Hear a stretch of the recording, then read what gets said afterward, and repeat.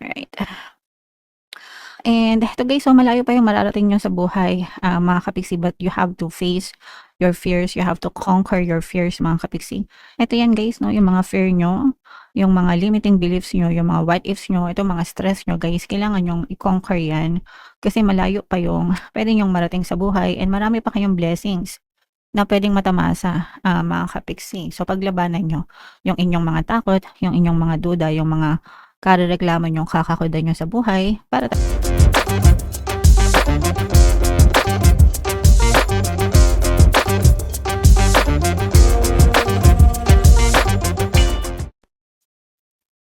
hello guys, hello Virgo, welcome back to Pinoy Pixie Tarot. Ang pamagat ng episode natin for tonight is monthly check-in para ngayong May para sa Virgo, Sun, Moon, Rising Sign, and Venus.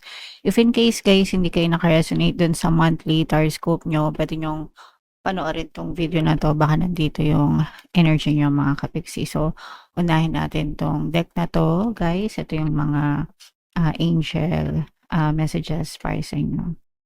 So, meron tayong the tribe, mga kapiksi. This is family, guys, no? Ibig sabihin nito, spend time with your family, love your family. Huwag nating i-take for granted yung ating pamilya, mga kapiksi, no? Stay connected. Yeah, so mahalin natin yung pamilya natin and always natin i-prioritize yung pamilya natin, mga kapiksi. Another message, guys, meron tayong exchange gifts. Ibig sabihin nito, guys, no gain, no pain, no gain, no? It's like trading with the universe, mga kapiksi. Nagpe-pray tayo kay universe for something that we want to have, 'di ba? Kung ano yung gusto natin. Pero what are we giving something in return? Ano yung binibigay natin na kapalit ng mga dasal natin, 'di ba? So yung effort natin, yung disiplina natin, yung panahon natin, yung dedication natin, no? So dapat lahat 'yun ginagawa natin in exchange for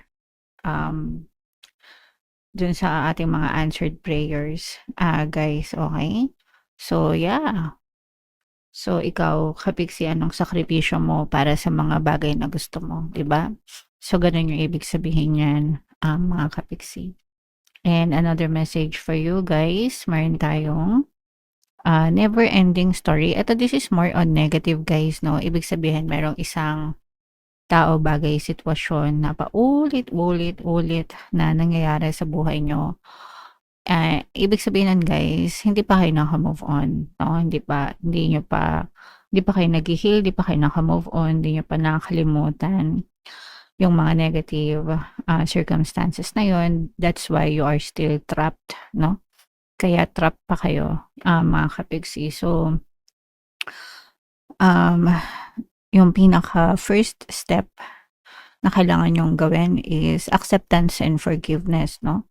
Accept nyo na nangyari na yun, tanggapin nyo na tapos na yun, and you forgive yourself and forgive other people dun sa nangyari sa sitwasyon na yun, and then you heal and then you move forward, okay? So, kapag wala kasing forgiveness, kapag walang acceptance, nakatago lang siya, it's buried in your hearts, pero you're not really moving on, guys. Hindi talaga kayo naka-move on.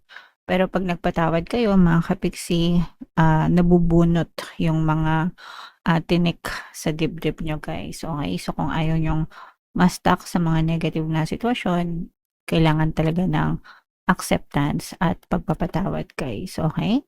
Alright. So, comment down below if naka-resonate kayo dyan. So, ito naman, shuffle natin to guys. Hanapin natin yung energy ng Virgo. Habang sinashuffle ko to guys, panoorin nyo muna yung video natin regarding sa ating paano mag-manifest ng abundance video cards. Kapiksi, sawa ka na ba sa mga struggles at hirap sa buhay mo?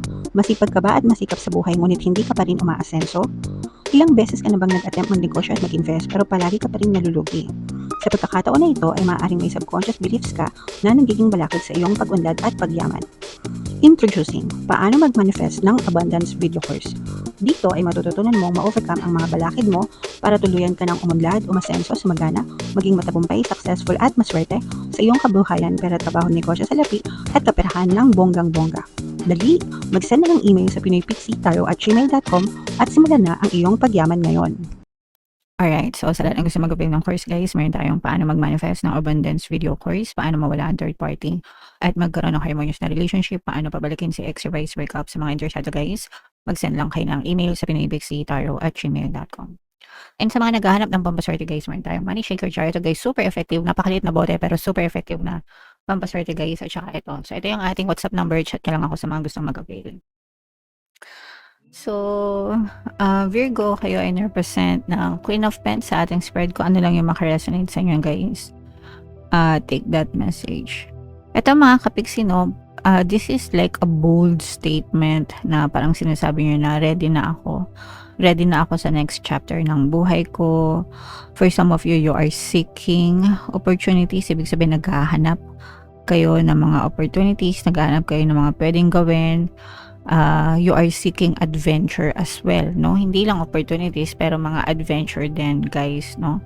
So, I'm sensing ito mga ka-resonate, ito dun sa mga kapiksi natin nasa around 30s to 40s, pwede rin mga 20s, guys, pero ito yung mga tipong naghahanap ng bago sa buhay nila, guys, okay? And eto guys, I'm sensing na parang parang walang unstoppable ito, no? Ibig sabihin walang makakapigil sa inyo. Especially kapag ka-fix yung iyong mind or decision sa isang bagay, mga kapiksi. Parang unstoppable ka, walang makakapigil sa'yo. Kapag ginusto mo, gagawin mo. Okay? So, maganda siya. Kasi ikaw yung sole responsible, no, sa lahat ng desisyon mo, mga kapiksi.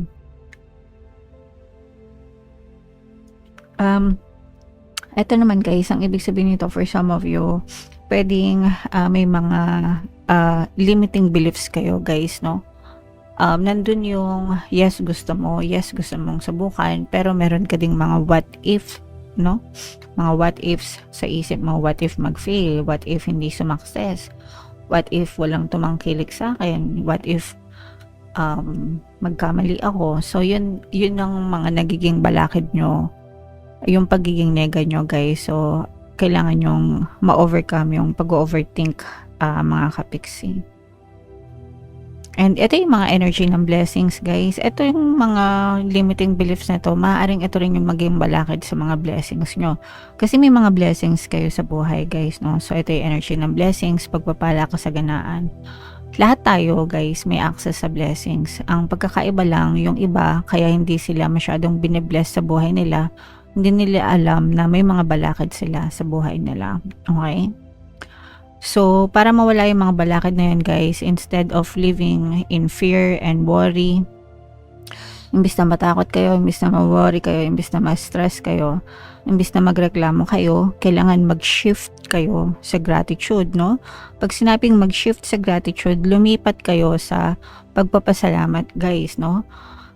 What are you grateful for today? Anong pinagpapasalamat mo ngayon? Lahat, mga kapiksi, hindi lang specific, even yung mga generic na nangyayari sa atin. I have air in my lungs. Gumising pa ako, nakabangon pa ako, buhay pa ako, diba? May pambili pa kami ng pagkain, may pambayad pa kami ng kuryente, may bigas pa kami, may tubig pa kami, diba? May gas pa kami, may panluto pa kami. Lahat, guys, ng nangyayari sa buhay nyo, ipagpasalamat nyo, no? That's how you invite more blessings sa buhay nyo. Ganun nyo iimbitahan na pumasok yung more blessings. Kapag lagi kayo nagpapasalamat, kapag you're always grateful, mga kapiksi,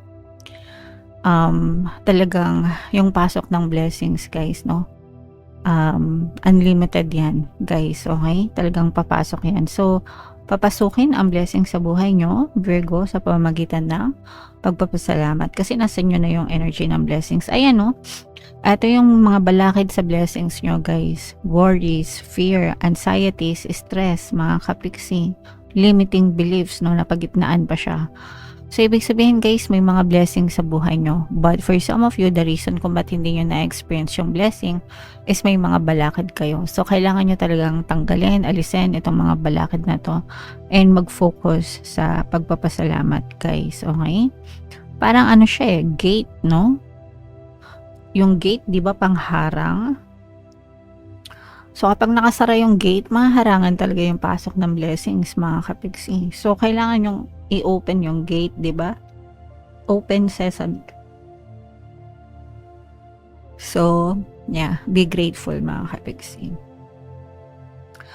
And ito naman guys, ay may mga bagong idea na pwede kayong i-explore. Sabi ko nga guys, di ba, for some of you, talagang you are looking for new adventures, naghanap kayo ng mga bagong adventures, mga bagong opportunities, and for some of you, may mga idea din kayo guys, no? So, pag-aralan nyo itong mga idea na to guys, kasi maaaring ito rin yung maging susi, no, sa pag-unlad ng inyong buhay, sa mga bagong adventure, and maaaring nandyan din yung mga blessings, mga kapigsi. So, this is your energy guys, no? Ibig sabihin nito, focus on your strength. Mag-focus kayo sa strength nyo, Virgo, and yung mga weakness nyo, kailangan nyo i-work on, mga kapigsi. Okay? Alright.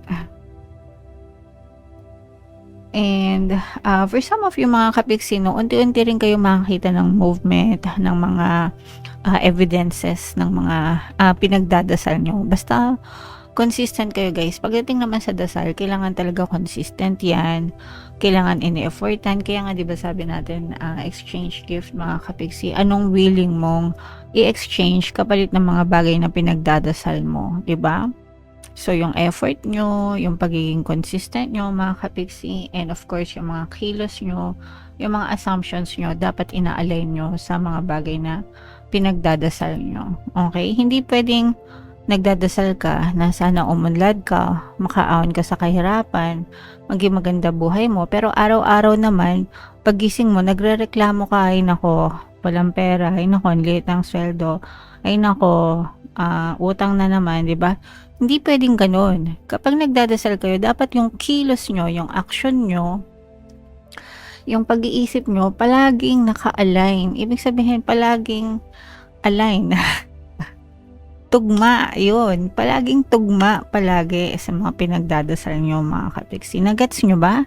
Hindi kayo makakapag-manifest ng something positive kung ikaw mismo, yung kabuuan ng pagkatao mo, is puro nega. Hindi ganon, guys. Hindi ganon. It doesn't work that way. Kinakancel nyo lang yung mga pinagdadasal nyo, mga kapigsi. At the end of the day, kung ano yung mas dominant, kung ano yung mas matimbang na energy mo, yun ang isasampal sa'yo ni universe. So, kahit anong dasal mo, kahit anong manifest mo, tapos sa buong araw naman, yung pinakamalakas na energy mo is puro kanegahan at pagreklamo, at pagrereklamo, magwawagi palagi kung ano yung dominant energy. Pag sinabing dominant, matimbang. Okay? Alright. And ito guys, so malayo pa yung mararating nyo sa buhay, mga kapigsi, but you have to face your fears, you have to conquer your fears, mga kapigsi. Ito yan guys, no, yung mga fear nyo, yung mga limiting beliefs nyo, yung mga what ifs nyo, ito mga stress nyo guys, kailangan yung i-conquer yan.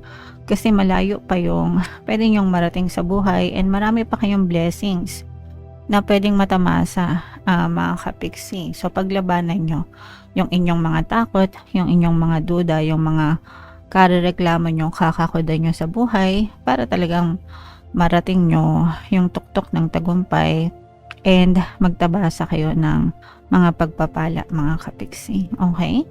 Alright, so comment down below, Virgo, if feeling mo naka-resonate kayo dyan.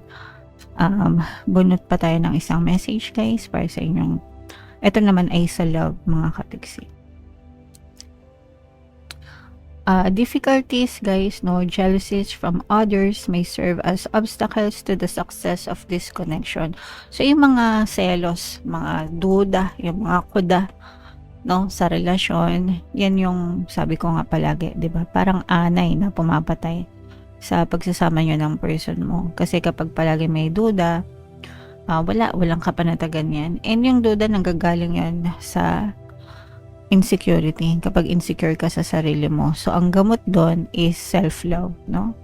Self-love, guys. If you are emotionally secure, physically secure, mentally secure sa sarili mo, kahit isang bahid ng pagdududa, kahit isang bahid ng insecurity, mawawala sa'yo, no?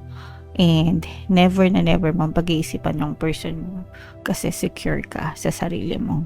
So, yun ang sagot sa mga kapiksi natin na mahilig magduda, mahilig magselos, guys. Hindi yun problema ng person mo. Problema mo yun. So, kailangan mong ayusin ang sarili mo. Okay? Alright. So, yeah. Comment down below, mga kapiksi, if naka-resonate kayo dyan. And ito mga blessings na to, guys, i-mind nyo na yan sa comment section, mga kapiksi. And for more tarot readings, ito yung playlist nyo. Ito naman yung ating success stories ng paano mag-manifest ng abundance video course. Panoorin nyo itong video natin, guys, about money shaker jars. Thank you for liking, sharing, and subscribing. See you next time, guys. I love you all. Have a nice day. Bye-bye.